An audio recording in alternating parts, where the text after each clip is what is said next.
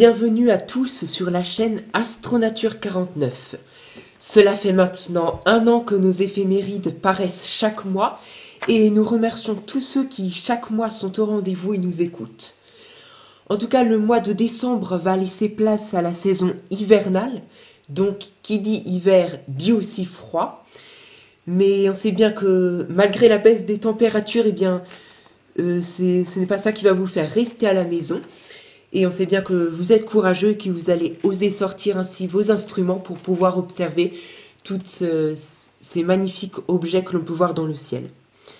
Dans cette émission, nous allons mettre en exergue le rapprochement entre Vénus et Saturne et aussi la comète 289P Blancpain qui passe à son périhélie.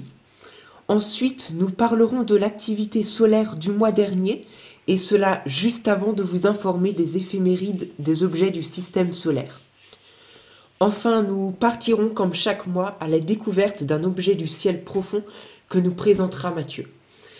Et juste avant de clore notre émission, vous découvrirez les magnifiques photos du transit de Mercure qui s'est déroulé le mois dernier et nous en parlerons bien sûr plus en détail.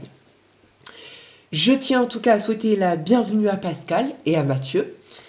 Et pour commencer, nous allons parler d'un événement qui a fait l'actualité du mois dernier. Et je laisse tout de suite la parole à Pascal. Eh bien, bonjour Nathan, bonjour Mathieu.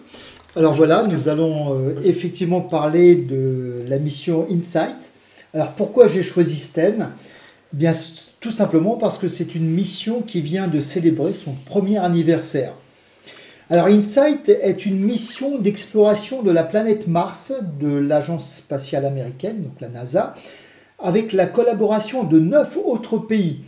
La France, l'Allemagne, l'Autriche, la Belgique, le Canada, la Pologne, le Japon, la Suisse et le Royaume-Uni. Et donc en fait sous la responsabilité du célèbre géophysicien Bruce Barnett, que vous connaissez certainement.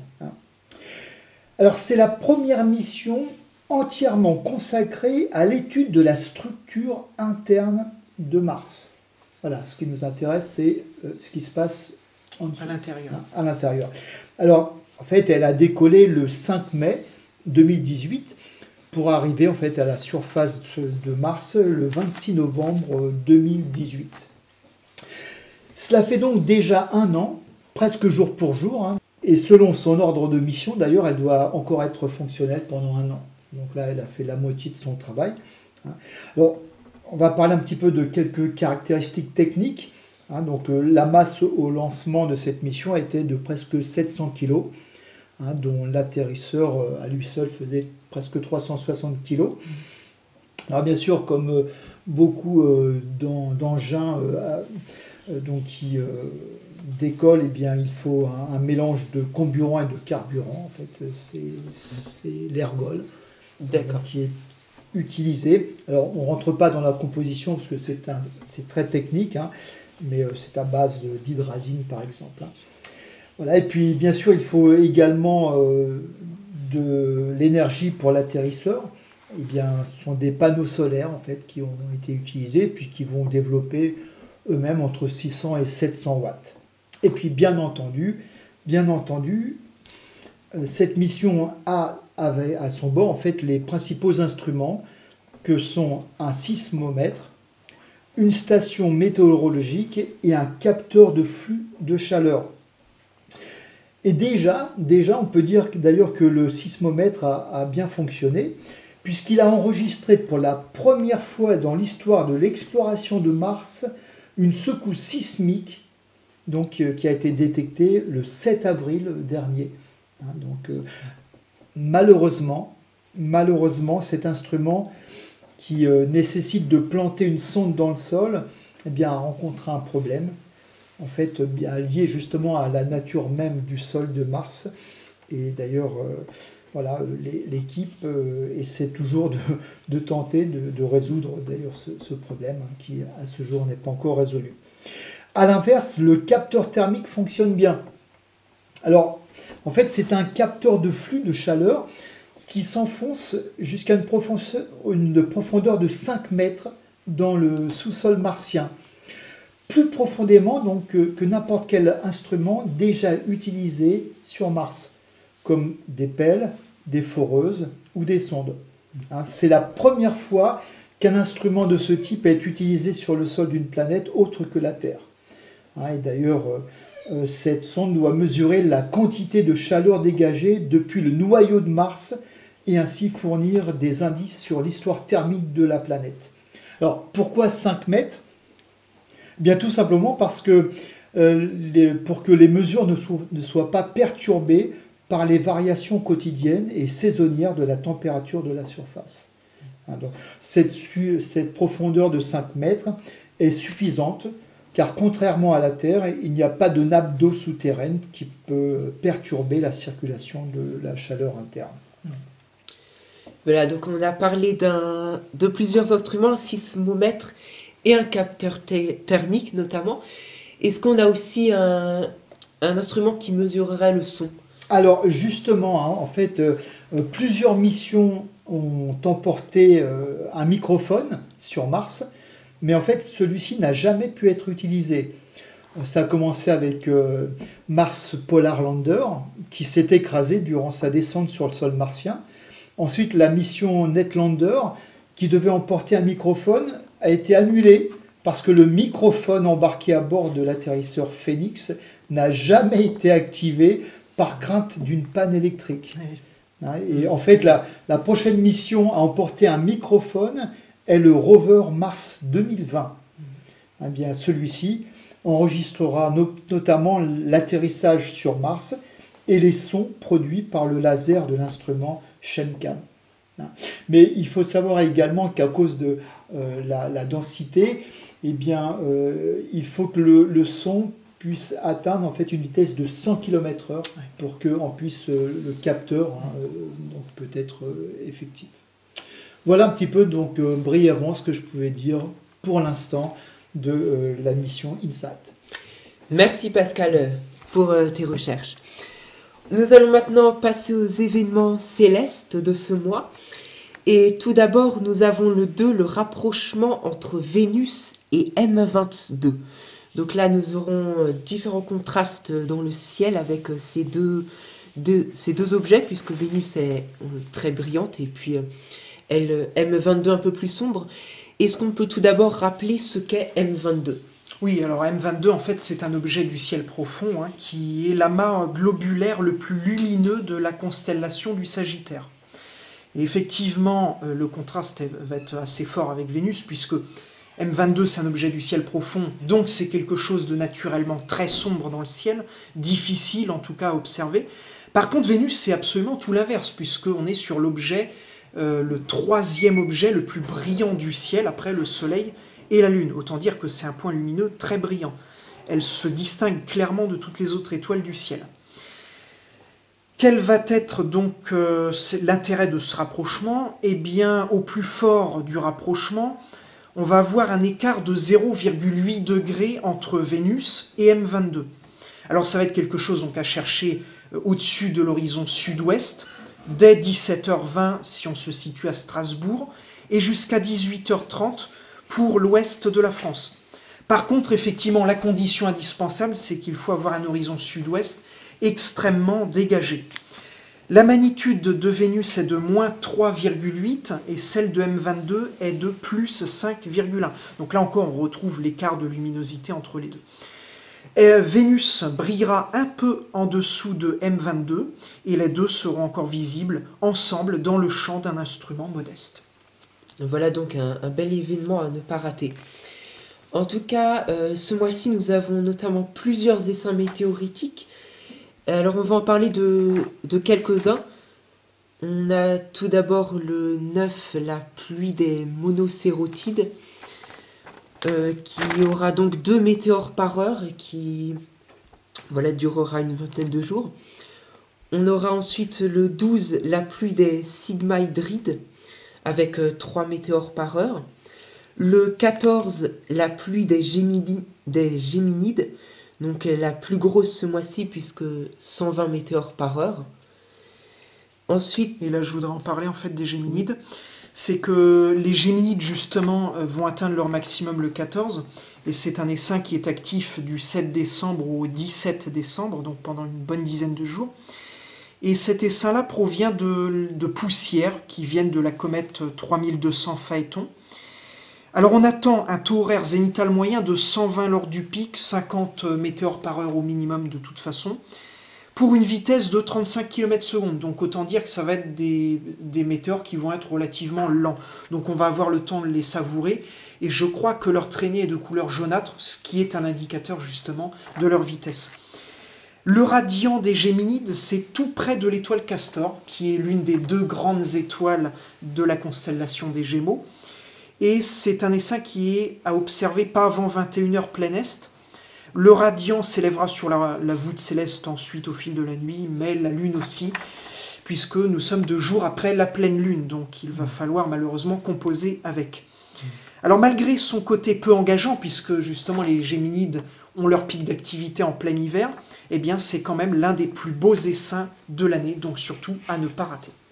Voilà donc pour cette pluie d'étoiles filantes. Mais le 16, nous avons aussi la pluie des comas bérénicides avec 3 météores par heure. Le 20, nous avons la pluie des léominorides de décembre avec 5 météores par heure. Et enfin, le 22, ça se termine avec la pluie des ursides avec 10 météores par heure.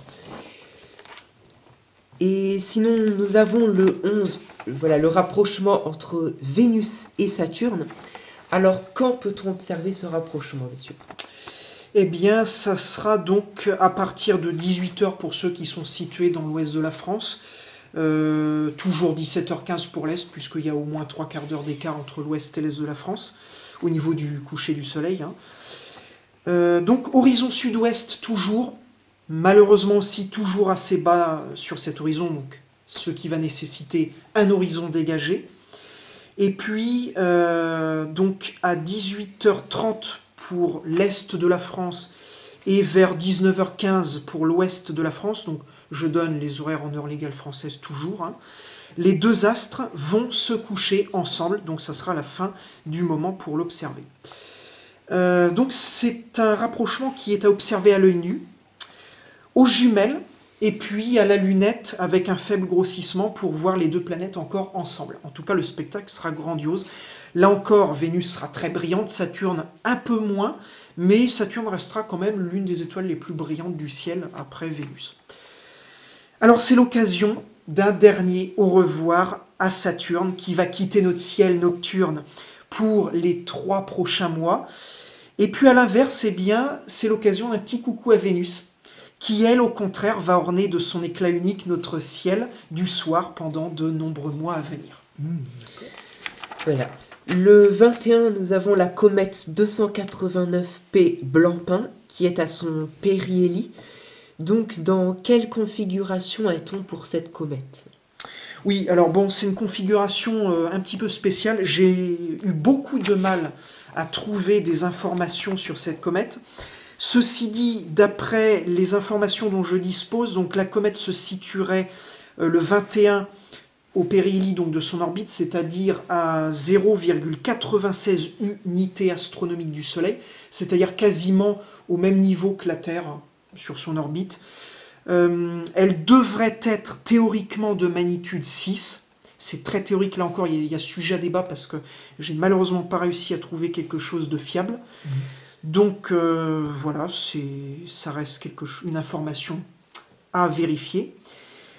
Toujours est-il que ce qui est certain, c'est qu'actuellement, au moment où je vous parle, donc on est fin novembre, elle se situe actuellement dans le Verseau et elle ne devrait pas le quitter avant le 21. Le 21, elle devrait donc passer dans la constellation des Poissons. Voilà. Merci donc pour ces quelques informations. Le 22, sinon, c'est le solstice d'hiver qui se passera donc à 5h19 en heure locale. Le 27, c'est la conjonction entre Jupiter et le Soleil. Alors Pascal, j'ai une question. Concrètement, qu'est-ce qu'une conjonction ? Alors Nathan, en fait c'est tout simplement Jupiter qui se trouvera sur son orbite, mais de l'autre côté du Soleil. En fait, donc grosso modo, par rapport à la Terre, Jupiter se lèvera et se couchera en même temps que le Soleil, et précisément le 27 d'ailleurs. Hein, et donc, en fait, elle sera inobservable. Merci donc Pascal pour cette information. Sinon Mathieu, peut-être que tu as quelque chose à rajouter Sur cet événement. la conjonction de Jupiter, non, pas spécialement, hein, si ce n'est qu'effectivement. Donc, on peut juste rajouter qu'il ne faut pas essayer de l'observer. Hein, Effectivement. Elle sera très proche du Soleil. Effectivement. Et puis en c'est ça. pleine journée. En plus. Donc on peut dire qu'elle va être inobservable en Tout fait, à fait. même si théoriquement c'est pas tout à fait le cas. Nous allons donc maintenant passer, avant les éphémérides du ciel, à l'activité solaire du mois dernier. Oui, alors l'activité solaire de novembre. Bon, petite activité solaire, hein. On ne change pas trop de l'habitude pour l'instant. Entre le 31 octobre et le 1er novembre, après un petit mois sans tache solaire, une minuscule tache va apparaître dans l'hémisphère sud du Soleil, qu'on va numéroter AR 2750. Et au vu de sa polarité magnétique inverse à la normale, on comprendra vite qu'elle fait partie du cycle solaire 25 tant attendu pour les années à venir. Le 2 novembre, une seconde tache microscopique, alors je dis microscopique mais c'est relatif à notre poste d'observation qu'est la Terre évidemment, donc cette tache va apparaître de l'autre côté du disque solaire cette fois, et on va l'identifier comme appartenant au cycle solaire 24, qui lui a déjà forgé le visage du Soleil ces 10 dernières années, depuis je crois à peu près 2008-2009. Le 5 novembre, une petite éruption solaire de classe B1, c'est-à-dire environ 1000 fois plus faible que les intenses éruptions de classe X, des maximums solaires, explose dans la région d'AR 2750, où 5 jours plus tôt était apparue une tache de même matricule. Indice supplémentaire donc de l'arrivée progressive du cycle 25. Le 11 novembre, une belle petite tache va apparaître sur le bord est du Soleil. D'un noir de jet et d'une sphéricité parfaite, elle a traversé le disque solaire en à peine 5 heures. Un record pour une tache solaire. Vous l'aurez compris, j'ai décrit en fait le transit de Mercure, qui a été splendide. Entre le 12 et le 14 novembre, une facule, que j'ai observée donc avec mon télescope, apparemment accompagnée d'une tache non répertoriée, là j'ai pas pu l'observer avec le télescope, va apparaître sur le flanc sud-est du Soleil, et elle ferait partie, elle aussi, des prémices du prochain cycle solaire 25. Globalement, le vent solaire, quant à lui, n'a pas connu de sursaut, puisqu'il a rarement réussi à passer la barre des 400 km/s. Merci Mathieu pour toutes ces informations. Nous pouvons maintenant passer aux éphémérides des corps principaux du système solaire. Et nous commençons tout d'abord avec la Lune. Le 4 à 7h58, donc en heure locale je précise, on pourra observer le premier quartier. Le 5 à 5h09, la Lune sera à l'apogée. Le 12 à 6h14, c'est la pleine Lune. Le 18 à 21h30, la Lune est au périgée. Le 19 à 5h58, on pourra observer le dernier quartier de la Lune. Et le 26 à 6h14, c'est la nouvelle Lune. Pour ce qui est de Mercure, elle sera visible à l'aube en début de mois et à la fin du mois, elle sera inobservable. Vénus sera visible en tout début de soirée. Mars sera observable en toute fin de nuit. La planète naine Cérès sera inobservable en ce mois de décembre. Pour ce qui est de Pallas, elle sera donc observable à l'aube. Junon sera observable en seconde moitié de nuit.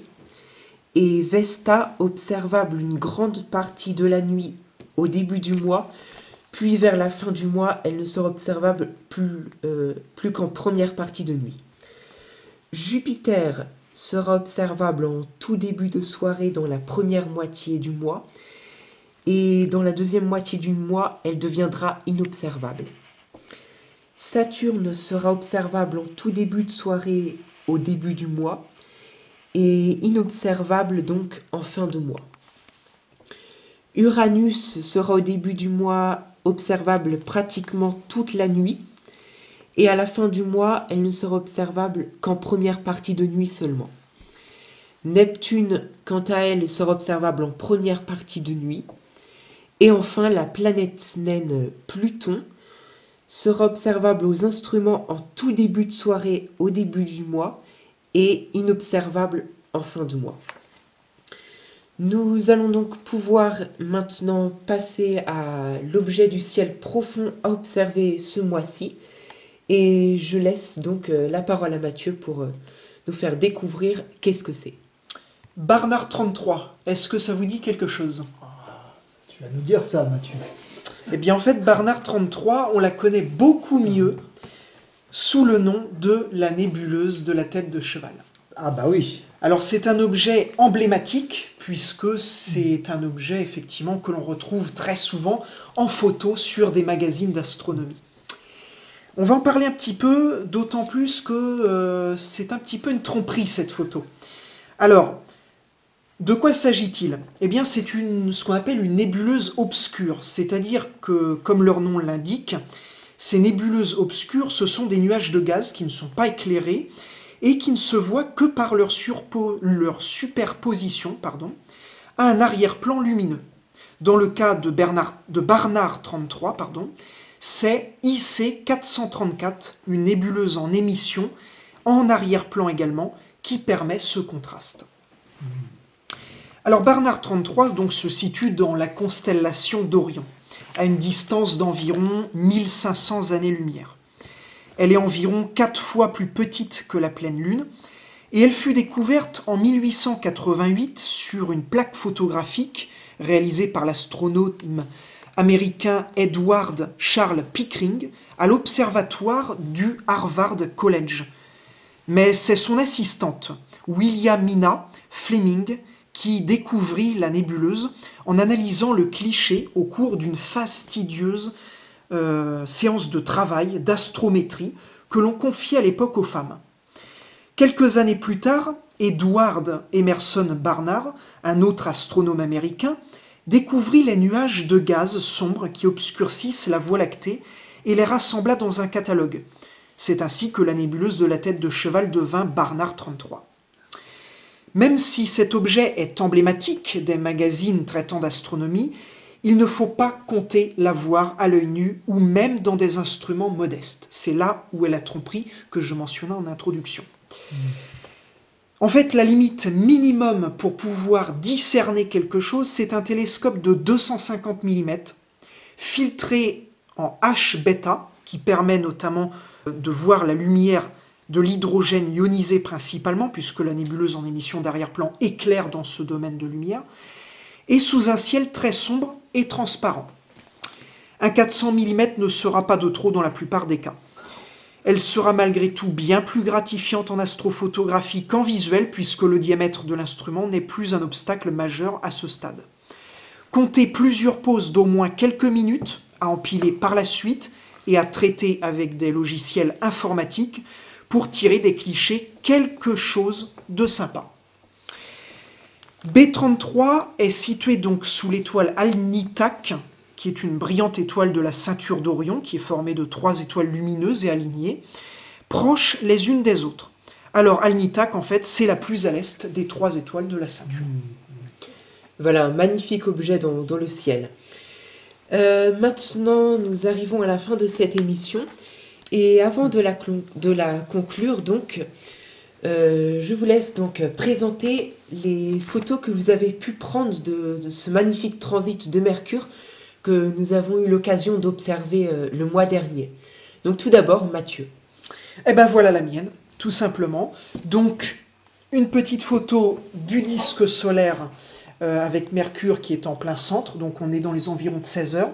Mercure s'approche à ce moment-là du centre du disque solaire, et on a un très joli effet esthétique avec les nuages qui passent donc en avant-plan.